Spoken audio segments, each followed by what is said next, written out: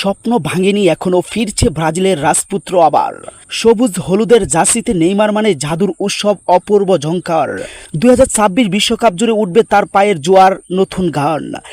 ডিবল আর গোলের নেশায় কাঁপবে পুরো ফুটবল। ভক্তদের হৃদয় বলে নেইমার থাকলে অসম্ভব হয় সহজ জয়। বড় চমক দিয়ে ব্রাজিলের বিশ্বকাপ স্কোর ঘোষণা করেছেন আলসেলতি। নানান নাটকীয়তার পর 2026 বিশ্বকাপের জন্য ব্রাজিলের শক্তিশালী দল ঘোষণা করেছেন কার্লোস সালতিন।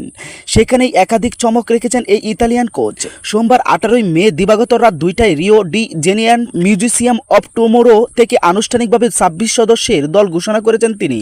এই দলের ঘোষণার সবচেয়ে বড় এবং স্বস্তির খবর হল পুস্টার রয় নেইমার জুনিয়র প্রত্যাবর্তন।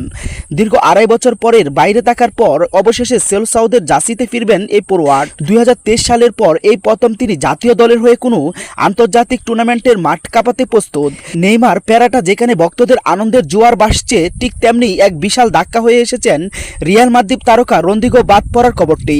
আলসেলতির চূড়ান্ত 26 দলের তালিকায় রদ্রিগো অনুপস্থিতি এবারের স্কোয়াডের এবং প্রত্যাশিত চমক হিসাবে দেখা হচ্ছে। 2026 বিশ্বকাপে ব্রাজিলের খেলবে সি গ্রুপে, যেখানে নিজেদের প্রথম ম্যাচে আফ্রিকার শক্তিশালী মরক্কোর বিপক্ষে মাঠে নামবে তারা, যা ব্রাজিলের জন্য শুরুতে একটি কঠিন পরীক্ষা হতে যাচ্ছে। সম্মানিত ভিউয়ার্স, ফুটবলের সকল নিউজ সবার আগে পেতে আমাদের চ্যানেলটি সাবস্ক্রাইব করে পাশেই থাকুন। ধন্যবাদ সবাইকে।